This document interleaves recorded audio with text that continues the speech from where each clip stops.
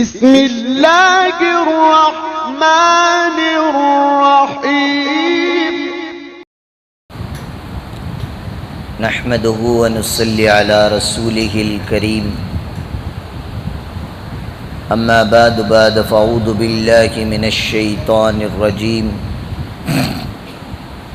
بسم الله الرحمن الرحيم فلا وربك لا يؤمنون حتى يحكموك فيما شجر بينهم ثم لا يجدوا في أنفسهم حرجا مما قضيت ويسلموا تسليما. وقال النبي صلى الله عليه وسلم لا يؤمن أحدكم حتى أكون أحب إليه من والده وولده والناس أجمعين. وقال الله تبارك وتعالى قل إن كان آباؤكم وأبناؤكم وإخوانكم وأزواجكم وعشيرتكم وأموال اقترفتموها وتجارة تخشون كسادها ومساكن ترضونها أحب إليكم من الله ورسوله وجهاد في سبيله فتربصوا حتى يأتي الله بأمره. صدق اللہ العظیم. اللہم صلی علی محمد فی اول و اوسط و آخری کلامنا صلی اللہ علیہ وسلم. اللہم صلی علی محمد عدد ما فی علم اللہ کی صلاة دائمة بدوام ملک اللہ. رب اشرح لی صدری ویسر لی امری واحلل عقدۃ من لسانی یفقہوا قولی. تمام تعریفیں اس پاک پروردگار عالم کے لیے جس نے ہمیں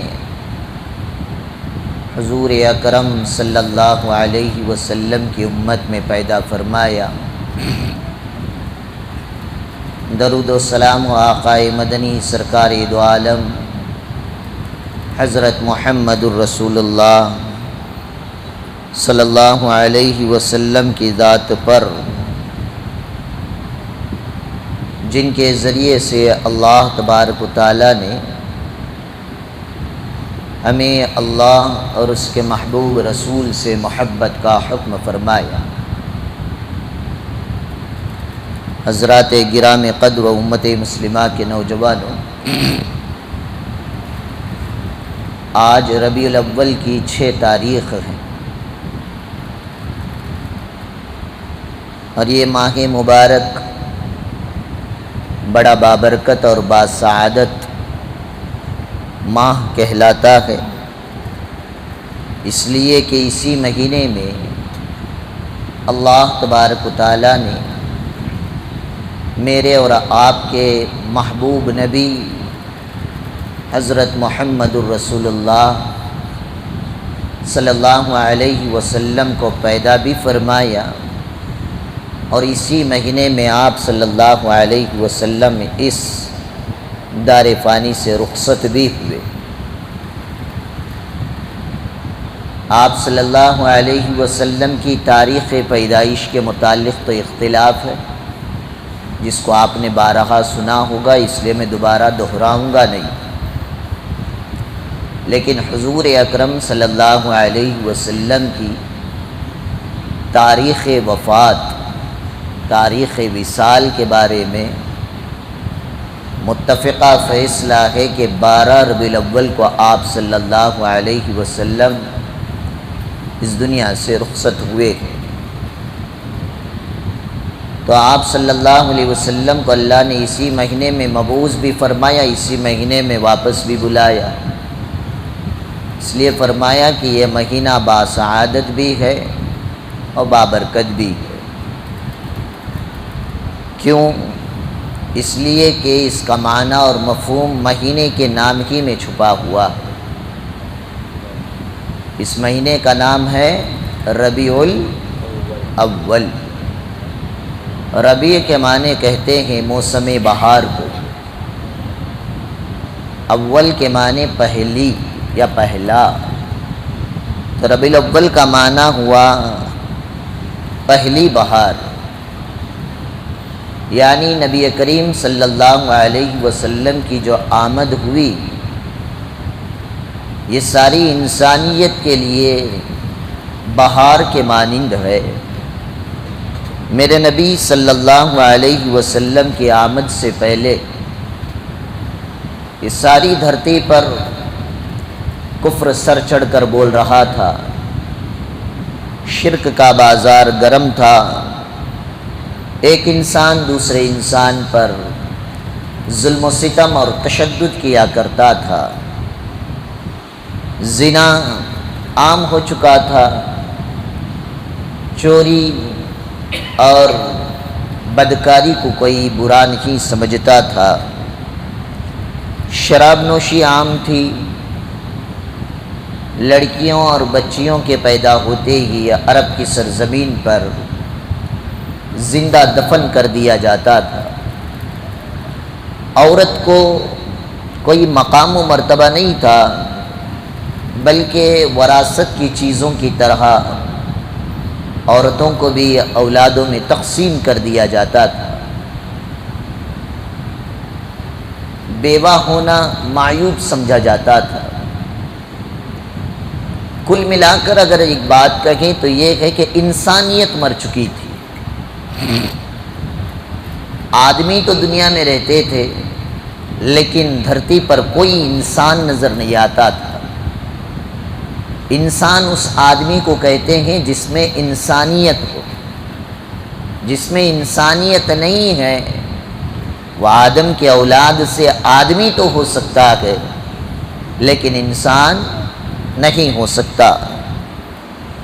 تو غرض یہ ہے انسانیت اتنی مر چکی تھی کہ جس طرح چیزوں کا بازار لگتا ہے، زمانے جاہلیت میں انسانوں کا بازار لگتا تھا، یعنی مرد اور عورتوں کو خریدا اور بیچا جاتا، مردوں کو غلام بنایا جاتا، عورتوں کو خرید کر باندیاں بنائی جاتی۔ ایک انسان دوسرے انسان کے ساتھ کیا ادب و احترام کرے، یا ادب اور احترام کے نام سے ہی انسانیت ناواقف تھی۔ قتل و غارت گری کا بازار گرم تھا، یہ خاندان دوسرے خاندان سے سالوں سال لڑائی اور جھگڑا کیا کرتے تھے، لیکن آپ صلی اللہ علیہ وسلم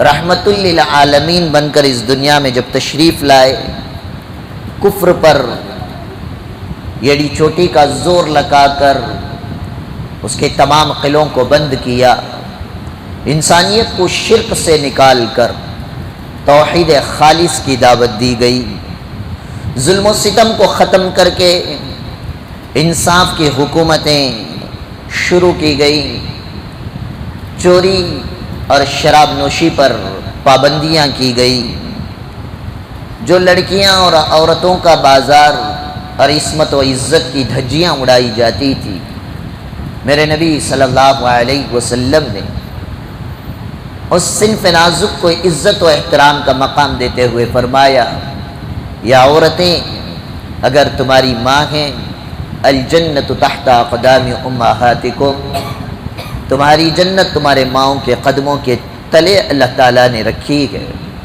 اگر یہ عورت آپ کی بیٹیاں ہیں تو انہیں زندہ دفن نہ کرو، جس نے اپنی اولاد بچیوں کی صحیح تعلیم اور تربیت کی، دین کی بنیاد پر اس کا نکاح کر دیا، تو وہ باپ جس نے اپنی بچی کی دینی تعلیم اور تربیت کی فکر کی اور دین کی بنیاد پر نکاح کرایا، وہ اور میں یعنی حضور اکرم صلی اللہ علیہ وسلم جنت میں اس طرح رہیں گے، 2 انگلیوں سے میرے نبی نے اشارہ فرمایا۔ جب یہی عورت کسی کی بیوی بن کر آتی ہے تو اللہ کے نبی صلی اللہ علیہ وسلم نے فرمایا، انا خیرکم خیرکم لأہلی وخیرکم لأہلی، میں تم میں سے سب سے بہترین انسان ہوں، اس لیے بہتر ہوں کہ میں اپنے گھر والوں کے لیے بہتر ہوں، تو اللہ کے نبی نے اس حدیث سے بیویوں کے ساتھ محبت اور ہمدردی کے ساتھ زندگی گزارنے کا پیغام دے کر صنف نازک عورت کو جو زندہ قبروں میں دفن کر دیا جاتا تھا اس کو روکا، عورتوں کو عزت اور احترام کا مقام دیا، انسانوں کو جو آدمی بن چکے تھے انہیں انسانیت سکھائی، غلامی کے چنگل سے چھڑا کر آزادی کے مقام و مرتبے کو بیان فرمایا۔ تو اللہ کے نبی حضرت محمد رسول اللہ صلی اللہ علیہ وسلم نے ساری انسانیت کو بتایا کہ ادب اور احترام کیا ہوتا ہے، بڑے عزت کے لائق کی چیز ہوتی ہے، چھوٹوں پر شفقت اور رحم سے برتاؤ کیا جاتا ہے، برابر والوں سے کبھی ایسی گفتگو نہ کرو کہ اس کا دل ٹوٹ جائے۔ ہاں، ایمان اور بشری تقاضے کی بنیاد پر، چاہے وہ غیر مسلم ہی کیوں نہ ہو، آپ کا پڑوسی ہے، اس کے ساتھ آپ کے اخلاق اچھے ہونے چاہیے۔ جو خاندان اور قبیلے سالوں سے لڑتے تھے، اوس اور خزرج، ان کے آپسی دشمنی کو ختم کی، آپس میں الفت و محبت کا درس آپ صلی اللہ علیہ وسلم نے دی۔ غرض یہ ہے کہ جہالت کی تمام رسمیں اللہ کے نبی صلی اللہ علیہ وسلم نے ختم کرنے کے لیے اللہ نے اس دنیا میں بھیجا۔ تو وہ ماہ مبارک ماہ ربیع الاول تھا، اور جب یہ دین جو نبی کے ذریعے سے اللہ نے ہمیں دیا، یہ پورا دین اللہ کے نبی پر جب اتار کر اللہ نے ختم کر دیا، تو اب نئی کوئی وحی یا پیغام اللہ کی طرف سے آنے والا نہیں تھا۔ تو اللہ نے اپنے محبوب سے ملاقات کے لیے اپنے پاس جب بلایا، تو میرے نبی صلی اللہ علیہ وسلم اس دنیا سے جب رخصت بھی ہوئے تو وہ وہی ماہ مبارک ماہ ربیع الاول تھا۔ تو یہ دونوں چیزیں اسی مہینے میں پائی جاتی ہیں، اس لیے اس مہینے کو ماہ ربیع الاول یعنی پہلی بہار کا موسم کہا جاتا ہے۔ اب آئیے ہم اپنے عنوان پر آتے ہیں۔ یہ تو اس مہینے سے متعلق کچھ باتیں تھیں۔ اللہ تعالیٰ نے مجھے اور آپ کو عالم الست سے، باپ کی صلب کے ذریعے سے ماں کے رحم مادر میں وجود بخش کر اس کائنات میں بھیجا تاکہ اللہ کی اطاعت و فرما برداری کریں۔ تو جب ایسی ہی انسان یہ دنیا میں پیدا ہوا، جتنے دنیا کے اندر انسان بستے ہیں یہ بہت سارے رشتوں سے جڑے ہوئے ہوتے ہیں، چاہے میں ہوں یا آپ ہوں، یا معصوم بچہ ہو یا بڑی عمر کے بزرگ افراد ہوں، ان سب کا دنیا کے اندر ایک انسان کے دوسرے انسان سے بہت سارے رشتے جڑے ہوئے ہوتے ہیں۔ ہم میں سے کوئی باپ ہے تو کوئی بیٹا ہے، کوئی سسر ہے تو کوئی داماد ہے، کوئی سالہ ہے تو کوئی بہنوئی ہے، کوئی پھوپھا ہے تو کوئی چاچا ہے، کوئی ماما ہے، کوئی نانا اور دادا ہے۔ تو دنیا کے اندر انسان بہت سارے رشتوں سے جڑا ہوا ہوتا ہے، اور یہ رشتوں کی بنیاد محبت پر ہوتی ہے۔ انسان کا رشتہ جو دکھتا ہے وہ اس کی آپسی محبت کی بنیاد پر دکھتا ہے۔ اسی لیے کہاوتیں بھی بنی ہمارے درمیان بہت ساری، کہ جیسا کہ ہمارے دکن کے علاقے میں کہا جاتا ہے، ساری دنیا ایک طرف جورو کا بھائی ایک طرف۔ بولتے نہیں بولتے بھائی؟ آپ کے سالے ہیں، سالے گلے ہیں نہیں تم نہ نہیں بول رہی بھائی۔ تو بہرحال سالے کے مقابلے میں آدمی دوسروں کو اتنی امپورٹنس نہیں دیتا۔ آج بدل گیا ہے دور، آج سالے سے زیادہ غیر مسلموں کا کلچر مسلمانوں پر اتنا بڑا، سالی آدھی گھر والی بولنا چالو کر دیے، جبکہ سالی پردے کی چیز ہے، سالی کو دیکھنا جائز نہیں ہے۔ سالی سے بہنوئی کا پردہ کرنا شرعاً ضروری ہے، اور ہم نے اس کو غیر کافر دھیڑوں چماروں کی طرح نعوذ باللہ آدھی بیوی قرار دے دی۔ بہنوئی کا سالی کو ہاتھ لگانا جائز نہیں، اور ہم عید مبارک کے نام پر ہاتھ بھی ملاتے ہیں، گلے بھی مل لیتے ہیں، مصافحہ اور معانقہ مفت میں ہو جاتا ہے۔ تو غرض یہ ہے کہ بہت سارے رشتے ہوتے ہیں، ان رشتوں کی اہمیت کا اندازہ ان کی آپسی محبت کی بنیاد پر ہوتا ہے۔ دیکھیں، میں بھی اپنے باپ کا بیٹا ہوں، میری بھی اولادیں ہیں، تو میں اپنے اولاد کے لیے باپ ہوں، لیکن ایک انسان اولاد کی جتنی فکر کرتا ہے والدین کی اتنی فکر نہیں کرتا۔ یہ کھلی بات ہے، اگر آپشن آ جائے باپ یا بیٹا تو آپ صحیح معنی میں بتانا آپ کس کا انتخاب کریں گے؟ باپ کے بارے میں یہ تصور کریں گے کہ اس نے تو اپنی زندگی جی لی ہے، ابھی تو یہ بچہ میرا معصوم ہے، ابھی دنیا بہت دیکھنی ہے۔ یہ الگ بات ہے کہ موت کبھی نوجوان کی ہو جاتی ہے، بوڑھے باقی رہتے ہیں، لیکن انسانی فطرت کا تقاضا یہ ہوتا ہے کہ آدمی کو جب انتخاب کا موقع ملتا ہے تو باپ اور بیٹے کی محبت میں بھی فرق آ جاتا ہے، ماں اور بیوی کی محبت میں بھی فرق آ جاتا ہے۔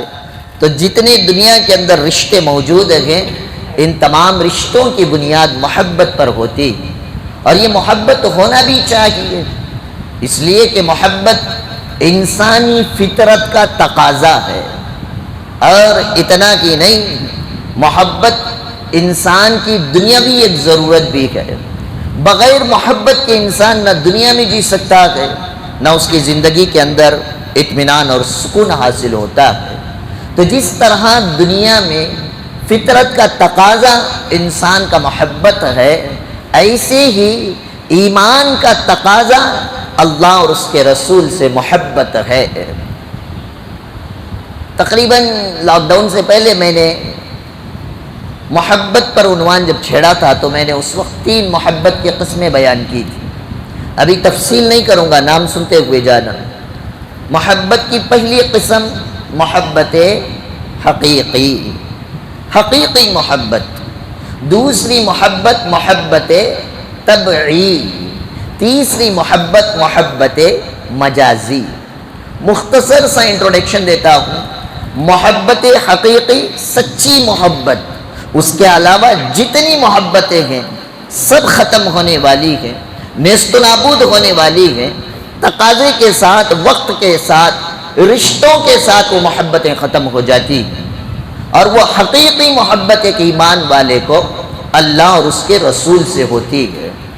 جہاں پر ایک کم درجے کا ایمان رکھنے والا ہو، جو اپنی ماں سے محبت کرتا ہو، اپنے باپ سے محبت کرتا ہو، بیوی بچوں سے محبت کرتا ہو، لیکن ایسے انسان کے سامنے اگر کوئی اللہ اور اس کے رسول صلی اللہ علیہ وسلم کو کوئی گالی دے دے تو وہ کمزور ایمان والا بھی برداشت نہیں کرتا، مارنے اور مرنے کے لیے تیار ہو جاتا ہے۔ میرے نبی کی شان میں اس نے گستاخی کی ہے، اس وقت جب مارنے اور مرنے کے لیے میدان میں اترتا ہے، نہ ماں باپ کی محبت یاد آتی ہے، نہ بیوی بچوں کی محبت یاد آتی ہے، اس کا ایمان کا تقاضا کرتا ہے کہ اللہ اور اس کے رسول کے لیے تو اپنی جان کی قربانی اور نذرانہ پیش کر دے۔ اس محبت کو محبت حقیقی کہا جاتا ہے۔ دوسری محبت محبت طبعی، جو انسانی طبیعت کی بنیاد پر محبت ہوتی ہے۔ ماں باپ کو اولاد سے، اولاد کو ماں باپ سے، شوہر کو بیوی سے، بیوی کو شوہر سے، بچوں کو اپنے والدین سے، والدین کو اپنے بچوں سے، سسر اور ساس کو داماد سے، داماد کو اپنے سسرالی رشتہ داروں سے۔ یہ جتنے رشتوں کی بنیاد پر جو محبتیں ایک دوسروں کے ساتھ ہوتی ہیں، اسے محبت طبعی کہا جاتا ہے۔ اور تیسری محبت محبت مجازی، یہ محبت کی کوئی چیز ہے ہی نہیں، آج اس پہ آئی تو کل اس پہ آ جائے گی، یعنی جس کی حقیقت سے دور دور تک کوئی واسطہ اور تعلق نہ ہو۔ اور مجھے افسوس کے ساتھ کہنا پڑتا ہے، آج کا نوجوان کبھی اس لڑکی پر ڈورے ڈالتا ہے، کبھی اس آنٹی پر ڈورے ڈالتا ہے، کبھی اس گاڑی سے محبت کرتا ہے، کبھی اس گاڑی سے محبت کرتا ہے۔ یہ ساری جو چاہتیں، خواہشیں، اس کو جو محبت کا نام دے دیا گیا ہے، اس کو مجازی محبت کہا جاتا ہے، اور اسے حقیقت میں محبت نہیں کہا جاتا۔ اس کا حقیقت سے دور دور تک کا کوئی تعلق نہیں ہے، لیکن افسوس یہ ہے اسی ہوس اسی خواہش اور اسی ضرورت کو ہم نے محبت اور لو کا نام دے کر کوئی اس دن کو محبت کا دن نام دے کر ویلنٹائنز ڈے کہہ کر اسے ایک دوسرے کو پرپوز کر کے اپنی زندگیوں کو ہلاکت اور بربادی کے دھانے پر ٹھہرا لیتے ہیں. اس حقیقت کا شریعت میں کوئی وجود اور دور دور تک حقیقت سے واسطہ نہیں ہے. اب یہ جب تین طرح کی محبتیں ہو گئی تو تینوں کا الگ الگ مقام ہے. محبت حقیقی اللہ اور اس کے رسول سے محبت کرنا یہ فرض ہے، ایمان کا حصہ ہے. اگر کوئی آدمی یہ کہے میں مسلمان ہوں لیکن اللہ سے اتنی محبت نہیں ہے جتنی بیوی بچوں سے ہے، اللہ کے نبی سے اتنی محبت نہیں ہے جتنے اپنے مال و دولت سے ہے، تو یاد رکھیں وہ آدمی کامل ایمان والا نہیں ہے. اس لیے کہ محبت حقیقی ہر ایمان والے پر اس محبت کا کرنا فرض ہے. فرض کے چھوڑنے پر گناہ ہوتا ہے. ایسے ہی اللہ اور اس کے رسول سے محبت نہ کرنے والا فاسق و فاجر ہی نہیں بلکہ علامہ ابن تیمیہ اور ابن جوزی رحمت اللہ علیہ نے یہاں تک لکھ دیا جس کے دل میں اللہ اور اس کے رسول کی محبت دیگر چیزوں کی محبت سے کم ہو وہ آدمی کافر اور مرتد ہو جاتا ہے. اور دوسری محبت طبعی، ماں باپ سے محبت کرنا، میاں بیوی کا آپس میں محبت، اولادوں کا آپس میں محبت کرنا، بھائی اور بہنوں سے محبت کرنا، یہ جو محبت طبعی ہے اس کو بعض نے واجب فرمایا، بعض نے فرمایا یہ میرے نبی صلی اللہ علیہ وسلم کا اسوہ ہے. اس محبت پر بھی ایسے ہی اجر اور ثواب ملتا ہے جیسے سنت کے ادا کرنے پر اجر اور ثواب ملتا ہے. تیسری محبت جس کو محبت مجازی کہا جاتا ہے، بغیر تفصیل کے میں یہاں پر شارٹ کٹ میں یہ بات کہوں گا کہ یہ محبت کرنا شریعت میں حرام ہے، حرام ہے، حرام ہے. تو غرض یہ ہے انسان جب دنیا میں آیا تو اس کے سارے رشتے بن گئے. یہ رشتوں کی بنیاد محبت ہے. اب یہ محبت انسان کی زندگی کے اندر کئی طرح سے آتی ہے، کبھی حقیقی میں، کبھی طبعی میں، کبھی مجازی کے اندر آ جاتی ہے. اللہ تبارک و تعالیٰ نے قرآن مجید میں ارشاد فرمایا وَمِنَ النَّاسِ مَن يَتَّخِذُ مِن دُونِ اللَّهِ أَندَادًا يُحِبُّونَهُمْ كَحُبِّ اللَّهِ کہ بعض انسانوں میں وہ انسان بعض ایسے پائے جاتے ہیں اللہ کے علاوہ ایسی چیزوں سے محبت کرتے ہیں جیسا کہ اللہ سے محبت کرنے کا حکم ہے. یعنی اللہ سے حقیقی محبت کرنا چاہیے لیکن بعض لوگ اللہ سے ویسی محبت نہیں کرتے، دیگر لوگوں سے، دیگر چیزوں سے جو انسان محبت کرتا ہے. حضرات علماء اکرام نے فرمایا ہر انسان کو 8 چیزوں سے دنیا میں محبت ہوتی ہے. وہ 8 چیزیں کیا ہیں؟ اللہ نے سورہ توبہ کی آیت نمبر 24 میں جو بیان فرمایا انشاءاللہ میں وہ 8 چیزوں کا تذکرہ بعد میں کروں گا. اب اللہ تعالیٰ نے جب فرما دیا کہ وَمِنَ النَّاسِ کہ بعض لوگوں میں سے ایسے لوگ ہیں مَن يَتَّخِذُ مِن دُونِ اللَّهِ اللہ کے علاوہ دیگر چیزوں سے ایسی محبت کرتے ہیں يُحِبُّونَهُمْ كَحُبِّ اللَّهِ ایسے محبت کرتے ہیں جیسے اللہ سے محبت کرنے کا حکم ہے. یعنی اللہ کی محبت کو وہ اللہ کے علاوہ کے چیزوں پر محبت کے لیے ڈال دینا ہے. اب اللہ تعالیٰ دوسری آیت میں فرماتے ہیں وَالَّذِينَ آمَنُوا أَشَدُّ حُبًّا لِلَّهِ ایمان والا تو وہ ہے جو ساری چیزوں سے بڑھ کر اللہ کی ذات سے محبت کرے. اور اتنا کی نہیں، جناب محمد الرسول اللہ صلی اللہ علیہ وسلم نے حدیث پاک میں اپنے بارے میں ارشاد فرمایا لا يؤمن احدكم حتى اكون احب اليه من والده وولده والناس اجمعين.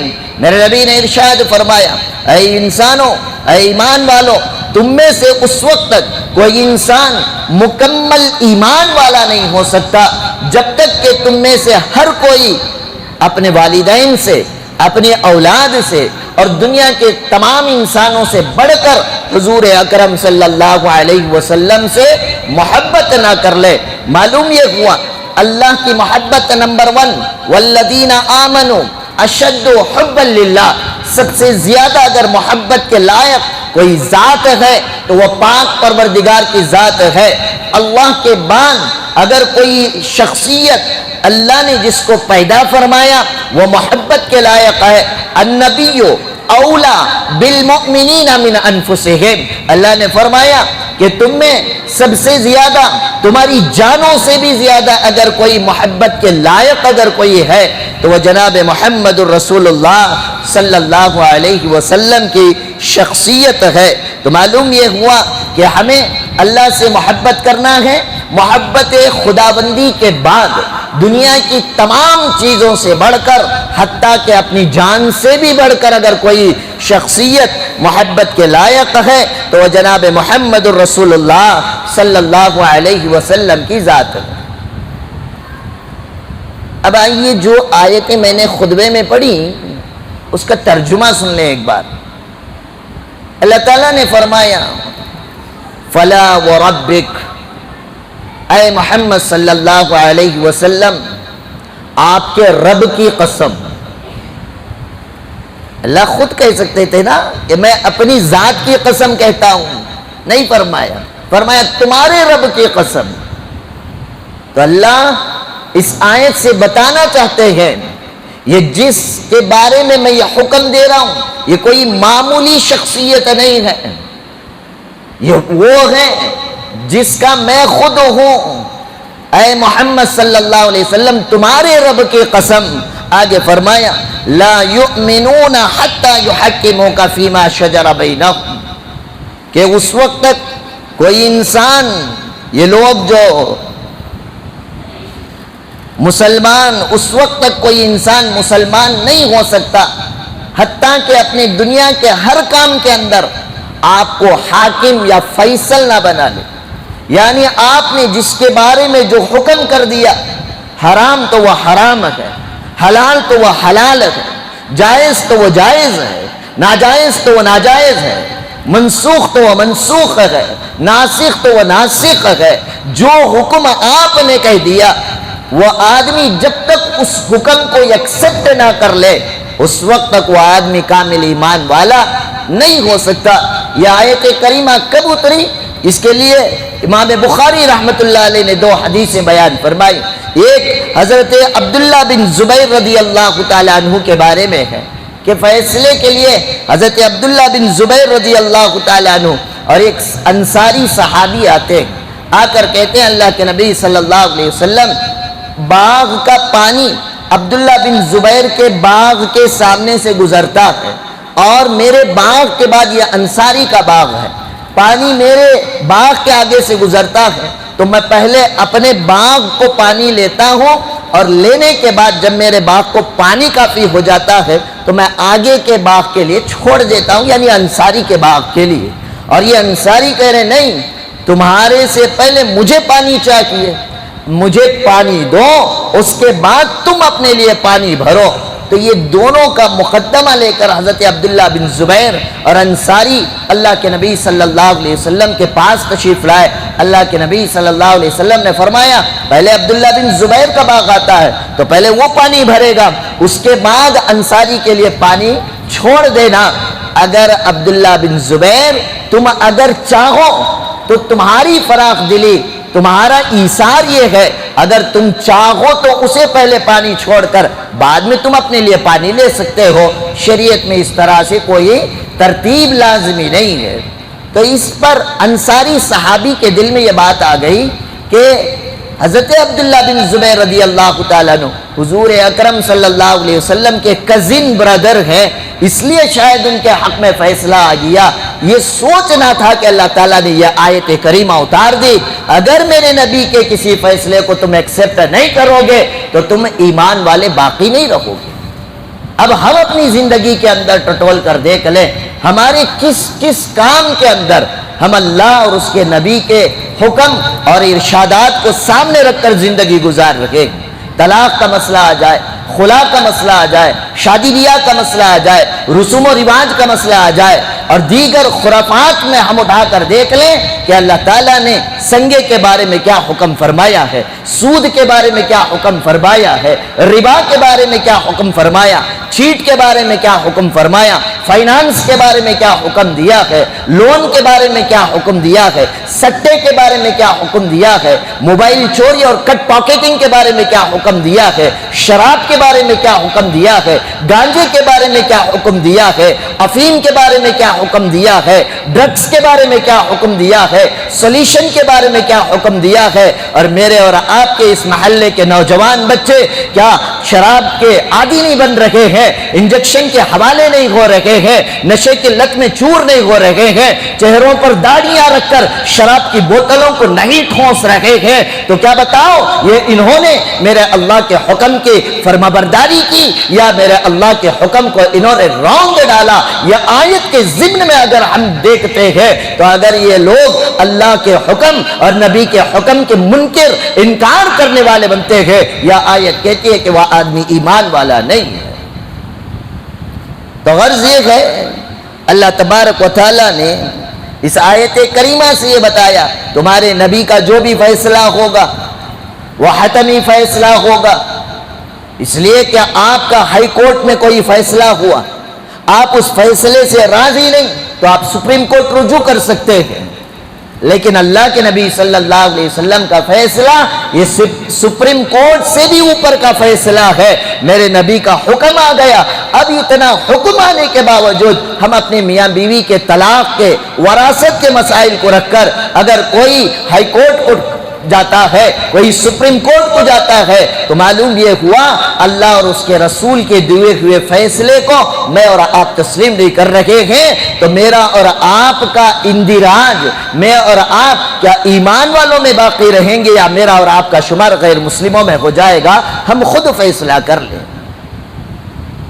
اسی طرح بخاری شریف کی ایک روایت میں آتا ہے، حضرت عمر ابن الخطاب رضی اللہ تعالیٰ عنہ طیش میں تھے، اللہ کے نبی صلی اللہ علیہ وسلم نے حضرت عمر کے ہاتھ کو پکڑا ہوا تھا، فرتے جوش میں آ کر حضرت عمر رضی اللہ تعالیٰ عنہ نے فرمایا لَأَنْتَ أَحَبُّ إِلَيَّ مِنْ كُلِّ شَيْءٍ، اے اللہ کے نبی صلی اللہ علیہ وسلم میں دنیا کی تمام چیزوں سے زیادہ آپ سے محبت کرتا ہوں، إِلَّا لِنَفْسِي الَّتِي مِنْ جَنْبَيْ، لیکن میں اپنی جان سے زیادہ آپ کو محبت نہیں کرتا۔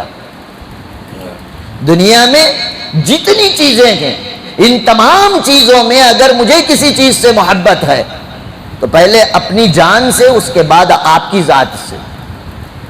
تو اللہ کے نبی صلی اللہ علیہ وسلم کے اس جملے کو سننے کے بعد حضور اکرم صلی اللہ علیہ وسلم نے فرمایا لَيُؤْمِنُ أَحَدُكُمْ حَتَّى أَكُونَ أَحَبَّ إِلَيْهِ مِن نَفْسِهِ، کہ تم میں سے اس وقت تک کوئی آدمی کامل اور مکمل ایمان والا نہیں ہو سکتا جب تک کہ تم میں سے ہر کوئی اپنی جان سے زیادہ محمد صلی اللہ علیہ وسلم سے محبت نہ کر لے۔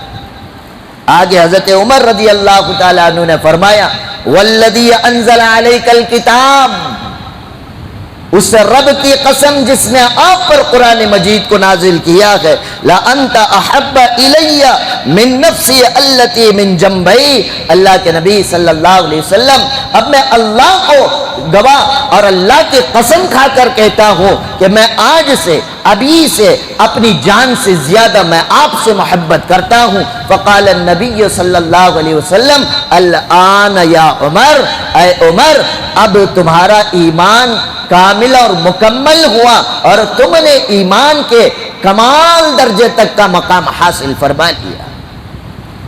تو غرض یہ ہے، اور بھی دیگر بہت ساری روایتیں موجود ہیں جس میں اللہ تبارک و تعالیٰ نے جناب محمد الرسول اللہ صلی اللہ علیہ وسلم نے ایمان والوں سے تقاضا کیا کہ سب سے پہلے ہم ایمان والے ہیں تو سب سے زیادہ محبت کس سے ہو؟ اللہ کی ذات سے۔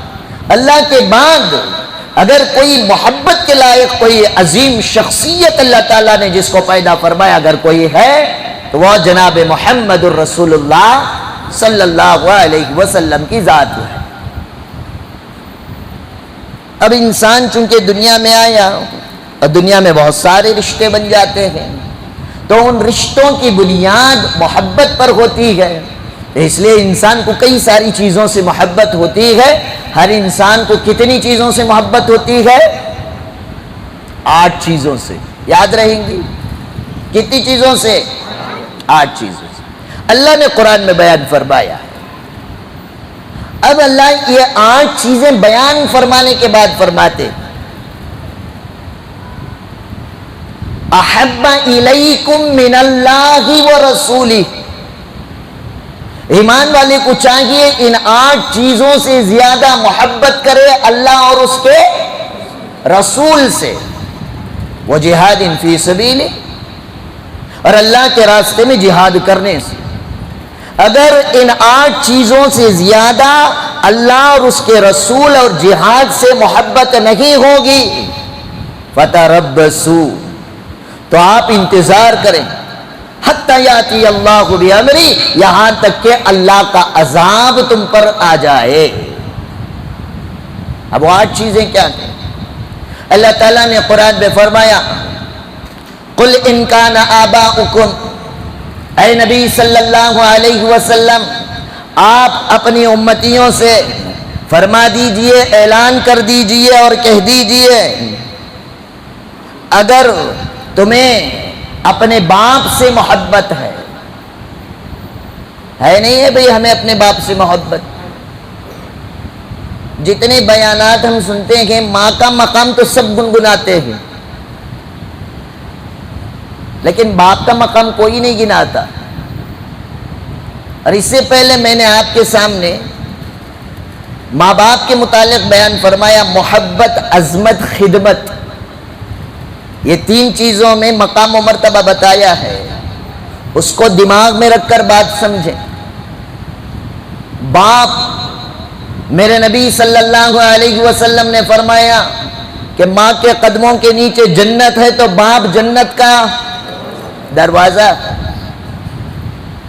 صرف خدمت کر کے جنت تو لے لیے لیکن دروازہ نہ کھلا تو کوئی جنت میں داخل نہیں ہو سکتا۔ اور ہم تو مرد ہیں، اور یہ انسانی تجربہ ہے، بیٹے کو ماں سے بڑی محبت ہوتی ہے، بیٹے کو باپ سے بڑی محبت ہوتی ہے۔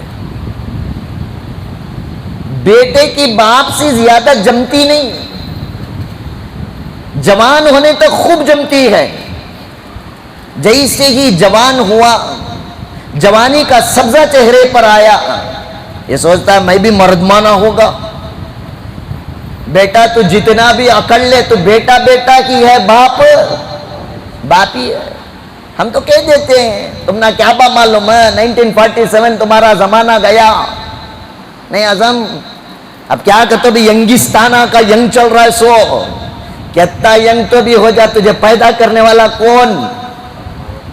اللہ نے کس کے ذریعے سے پیدا کیا بھائی؟ باپ کے ذریعے سے۔ اسی لیے حدیث میں فرمایا جو ماں باپ اپنی اولاد سے راضی، میرے نبی نے فرمایا اس امتی سے میں راضی، جس سے میں راضی اس سے اللہ راضی، اور جو ماں باپ اپنی اولاد سے ناراض اس سے میں ناراض، اور جس سے میں ناراض اس سے اللہ بھی ناراض۔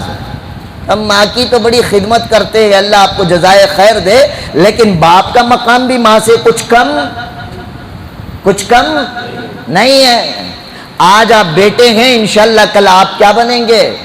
باپ بنیں گے، اور جو بن گئے ہیں اللہ انہیں اپنی ذمہ داری نبھانے کی توفیق عطا فرمائے۔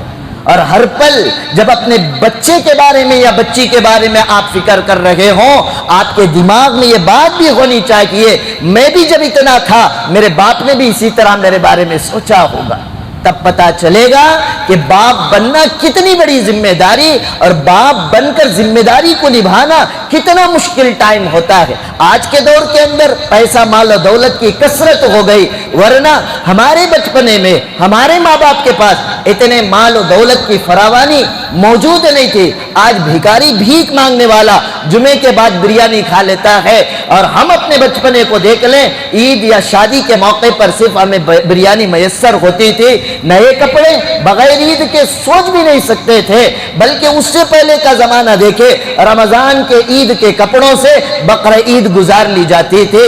آج ہر جمعے پر ہمارا نیا کپڑا بن جاتا ہے، ہر مہینے کی سیلری کے ساتھ نیا جوڑا جاتا ہے، مال کی فراوانی ہو گئی، لیکن مجھے معاف فرمائے اس زمانے کی جو محبت تھی آج وہ محبتیں ختم ہو گئی۔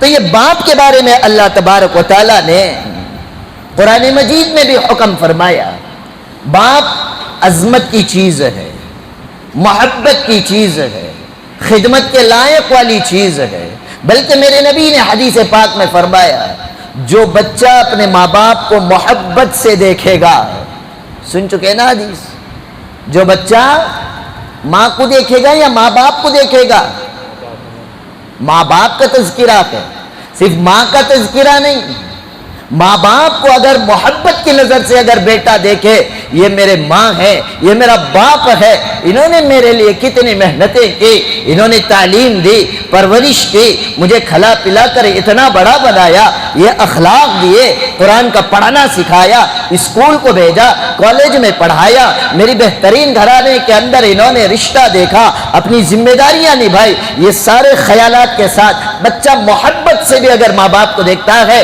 میرے نبی نے ارشاد فرمایا اس بچے کے دیکھنے پر اللہ تعالیٰ 2 مقبول حج اور عمرے کا ثواب عطا فرماتے۔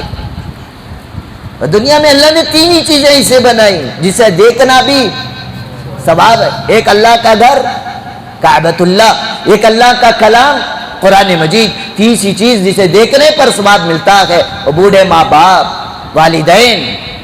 حدیث پاک میں اللہ کے نبی نے ارشاد فرمایا کہ حشر کے میدان میں اللہ تعالیٰ جب اعمال دیں گے اس میں سے کچھ نوجوان وہ آئیں گے جن کو اعمال ملے گے، پلٹ کر دیکھے گا اس میں تو لکھے ہیں میں نے 2 لاکھ حج کیے، 4 لاکھ عمرے کیے ہیں، وہ پلٹ کر اٹھا کر اللہ کو دے دے گا باری تعالیٰ یہ میرے اعمال نام اعمال نہیں ہے، اس لیے کہ میں نے زندگی میں کبھی حج نہیں کیا، اتنا مال نہیں تھا کہ میں عمرہ کر لوں، آپ نے تو کسی اور کا نام اعمال پکڑا دیا ہے، اس میں 2 لاکھ حج اور 4 لاکھ عمروں کا تذکرہ ہے۔ فرمائیں گے باری تعالیٰ نہیں بندے نہیں، یہ تیرا کی رجسٹر ہے، یہ تیرا کی نام اعمال ہے، دیکھ تو نے اپنے ماں باپ کو محبت سے اتنی مرتبہ دیکھا تھا، اس کے بدلے میں نے تجھے اتنے مقبول حج اور عمروں کا ثواب عطا فرمایا ہے۔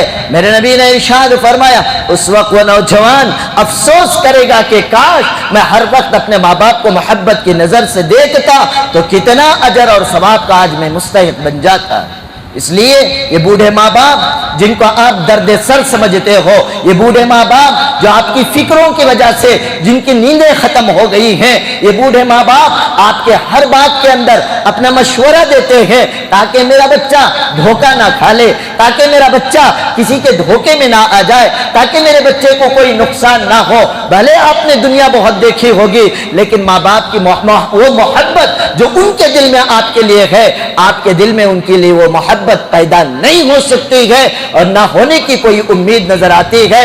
اگر بوڑھے ماں باپ آپ کو ڈانٹتے بھی ہیں سمجھ لینا یہ ان کا غصہ نہیں، یہ ان کی محبت ہے، آپ کو محبت سے کہیں گے آپ نہیں مانیں گے اس لیے غصے سے بولتے ہیں۔ کبھی ماں باپ طیش میں آ کر ڈنڈا بھی مار دیتے ہیں، غصے سے لات اور گھوسا بھی مار دیتے ہیں، لیکن جب آپ نیند کے آغوش میں سوئے رہتے ہیں وہی ماں باپ ہیں جو کوئی پیر کے پاس بیٹھ کر آپ کے پیروں کو دبا رہا ہوگا، وہی ماں جس نے آپ کی پٹائی کی وہ آپ کے سر پر آپ کے بالوں پر ہاتھ پھیراتے ہوئے اس کے آنکھ سے آنسو نکل جاتے ہیں، پتہ نہیں میرے بچے کو آج کل کیا ہو گیا، پتہ نہیں کس بدماش کی دوستی ہو گئی، پتہ نہیں کس کی بری نظر لگ گئی، کیا آج میرا بچہ بگڑتا ہوا جا رہا ہے جس کی وجہ سے میں آج مجبور ہو کر اپنے بچے پر ہاتھ اٹھا دیا۔ وہ ماں اپنے لیے کوستی ہے، وہ باپ مارنے کے بعد اپنے آپ پر پچھتاوا کرتا ہے کہ میں نے اپنے بچے پر ہاتھ اٹھا کر مار دیے۔ تو یہ مارنا آپ کی محبت کی علامت ہے،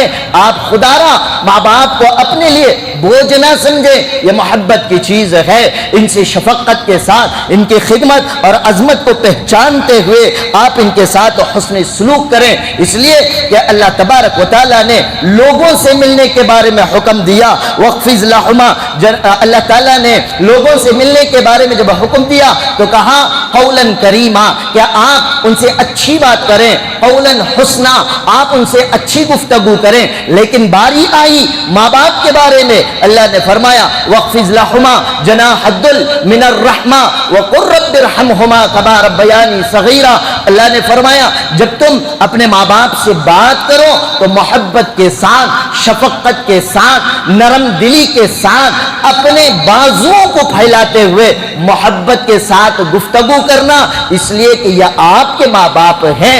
اتنا ہی نہیں، صرف ان سے بات ہی نہیں کرنا، جب ان سے جدا ہو جاؤ وَقُلْ رَبِّ ارْحَمْهُمَا كَمَا رَبَّيَانِي صَغِيرًا، اللہ نے بندے کو سکھایا، دیکھ تو اپنے ماں باپ کے لیے یہ دعا کر کہ جس طرح اے اللہ میرے ماں باپ میرے بچپن میں مجھ پر رحم کر کے انہوں نے تعلیم، تربیت اور پرورش کی ہے، اے اللہ تو بھی ایسے ہی میرے ماں باپ پر رحم فرما۔ یہ دعا اللہ نے خود قرآن کے ذریعے سے ایک انسان کو، ایک نوجوان کو، ایک ایمان والے کو بتایا، دیکھ تیرے ماں باپ کا مقام یہ ہے کہ اللہ نے خود دعا کرنے کا طریقہ اس انسان کو سکھایا ہے۔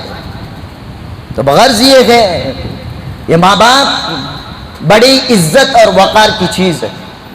اب یہ عزت اور مقام کی بنیاد پر، ان کے احسانات کی بنیاد پر میں اور آپ اپنے ماں باپ سے محبت کرتے ہیں، کرتے نہیں کرتے، لیکن اللہ اور اس کے رسول سے زائد کرنے کی شریعت میں اجازت نہیں ہے۔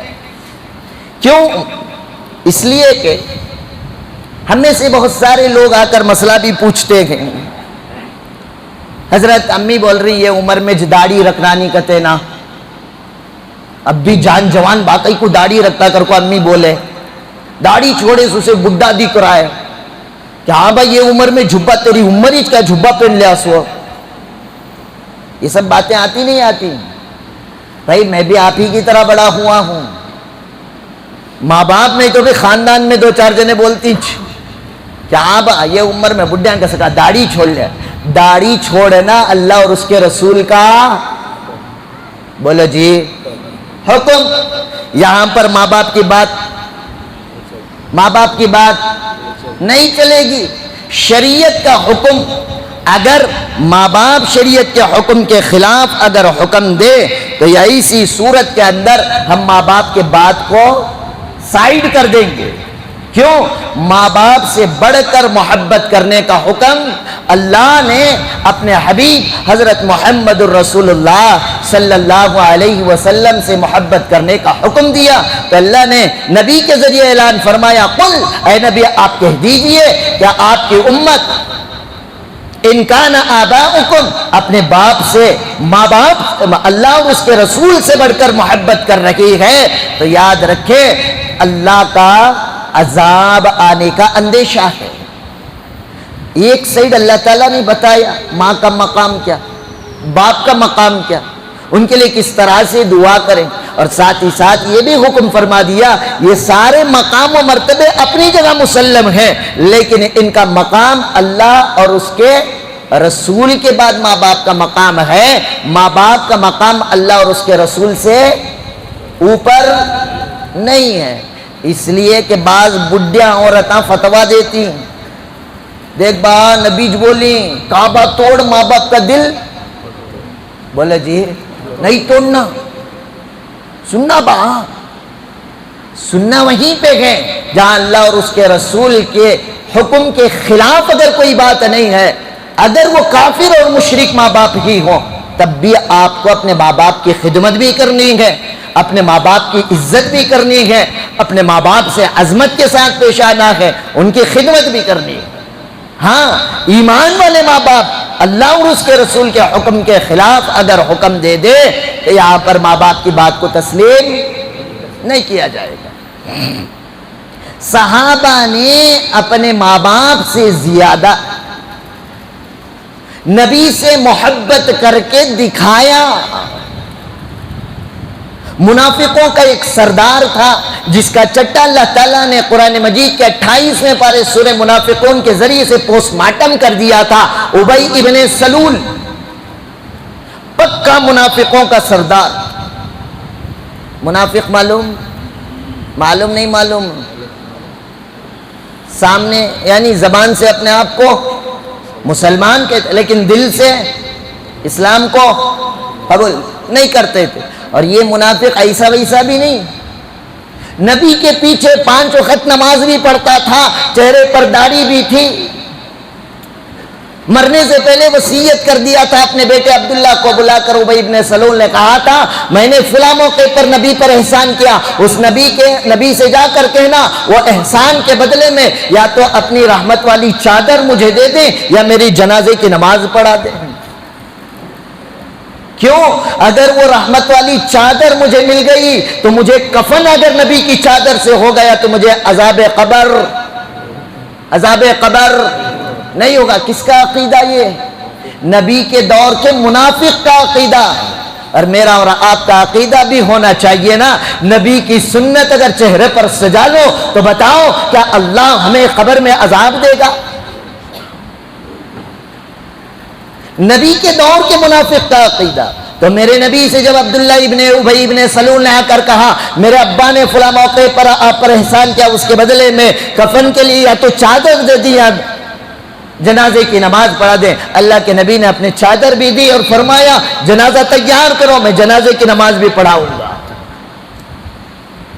جنازہ پڑھانے کے لیے میرے نبی آگے بڑھے. عمر نے میرے نبی کے دامن کو پکڑ لیا ہے، اللہ کے نبی آپ منافقوں کے سردار کی نماز جنازہ پڑھانے جانے، آپ مت جائیے. میرے نبی نے اپنے دامن کو جھٹکا مار کر گئے اور نماز پڑھا دی، یہ سوچ کر کہ شاید میرے نماز پڑھانے سے اگر یہ قبر کے عذاب سے بچ سکتا ہے تو بچ لے.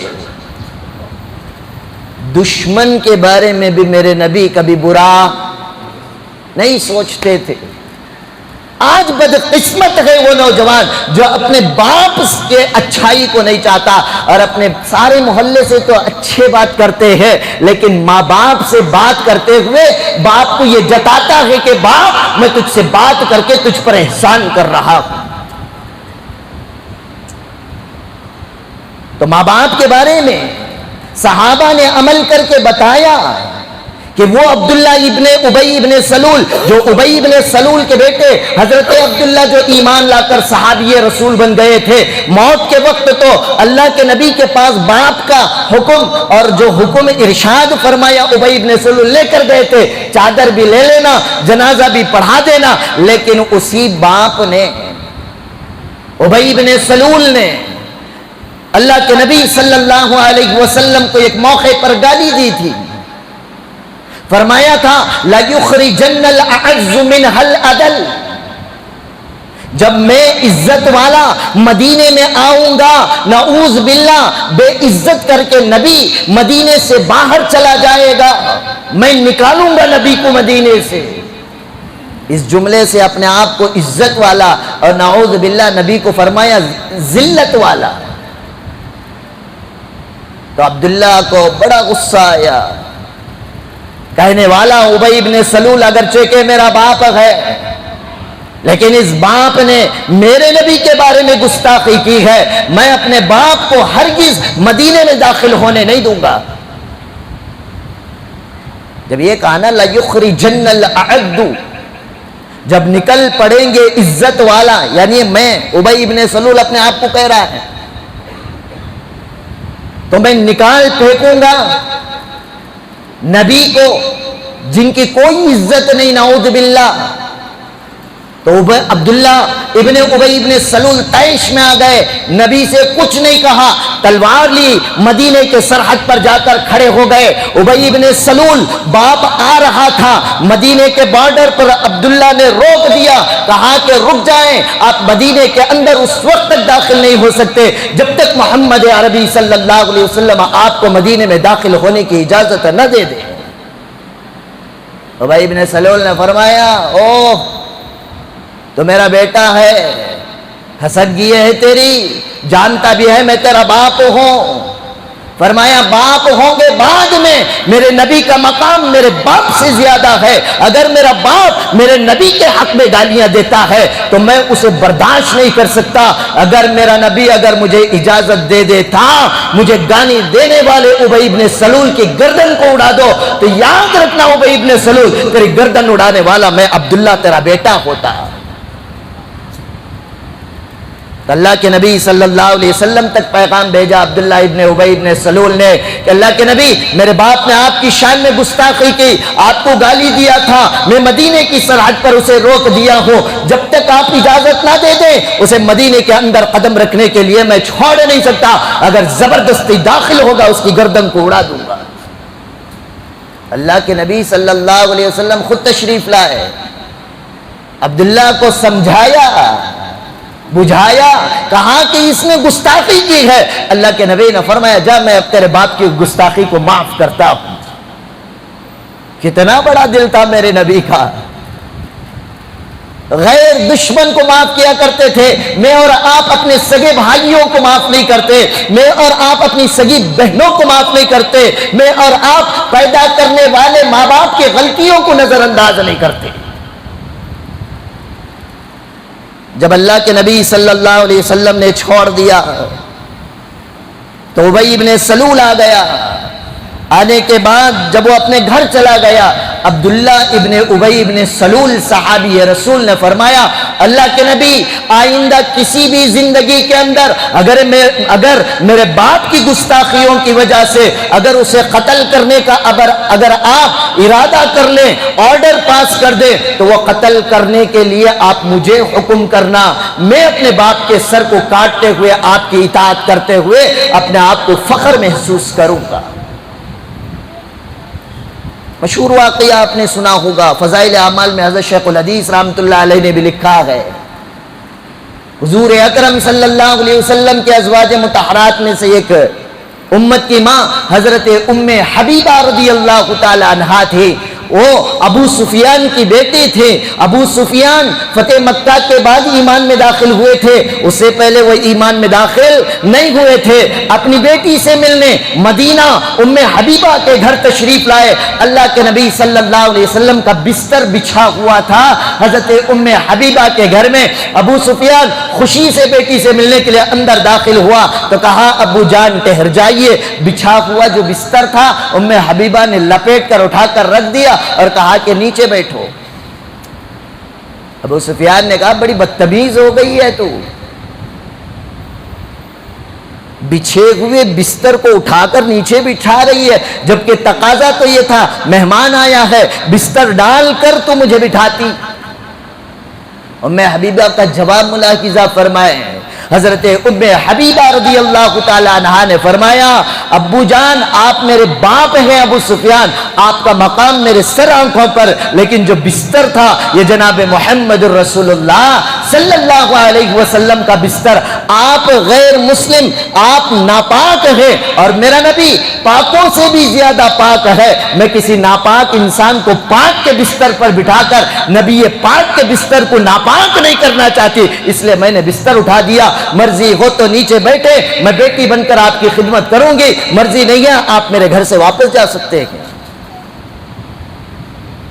حضرت ام حبیبہ نے بتا دیا ماں باپ کا مقام اللہ اور اس کے نبی کے مقام کے بعد ہے، اس سے پہلے ماں باپ کا مقام اوپر نہیں جا سکتا۔ تو انسان دنیا میں آیا، رشتے ناتے محبتوں سے رشتے بنتے ہیں، انسان آپس میں زندگی گزارنے کے لیے باپ سے بھی محبت کرتا ہے، بیٹے سے محبت کرتا ہے، بیوی سے محبت کرتا ہے۔ مجھے دیکھے تو سمجھ میں آتا 8 چیزاں، ان کان آباؤکم وابناؤکم وازواجکم واخوانکم وعشیرتکم، باپ سے، بیٹے سے، بیویوں سے، بھائیوں سے، خاندان سے، وَأَمْوَالُ اقْتَرَفْتُمُوهَا، اس مال سے محبت جس کو تم محنت کر کر کماتے ہو، وَتِجَارَةٌ تَخْشَوْنَ كَسَادَهَا، اس تجارت سے محبت جس کے نقصان سے تم ڈرتے ہو، وَمَسَاكِنُ تَرْضَوْنَهَا، 8ویں چیز فرمایا کہ وہ آپ کا پسندیدہ گھر. ہر آدمی کو ان سے محبت ہوتی ہے نا، باپ سے، اولاد سے، بیوی سے، بھائیوں سے، خاندان سے، مال سے، تجارت سے، گھر سے. ان 8 چیزوں سے زیادہ اگر آپ کو اللہ اور اس کے رسول سے محبت ہے تو آپ حقیقی معنی میں ایمان والے ہیں. اگر یہ 8 چیزوں کی محبت اللہ کے نبی سے زائد آ گئی، قرآن کہتا ہے کہ اللہ کے عذاب کا انتظار کرو، اس لیے کہ آپ کامل اور مکمل ایمان والے نہیں ہوئے. اللہ تبارک و تعالیٰ سے دعا ہے، اللہ تبارک و تعالیٰ مجھے اور آپ کو اللہ اور اس کے رسول کی حقیقی محبت کے تقاضے کو پورا کرنے کی توفیق عطا فرمائے. اللہ ہم سب کو والدین سے، اولاد سے، بیوی بچوں سے، بھائی اور بہنوں سے اور خاندان سے، مال سے، تجارت سے، مکان سے زیادہ مجھے اور آپ کو اللہ اور اس کے رسول سے محبت کرنے کی توفیق عطا فرمائے. وآخر دعوانا ان الحمد للہ رب العالمین.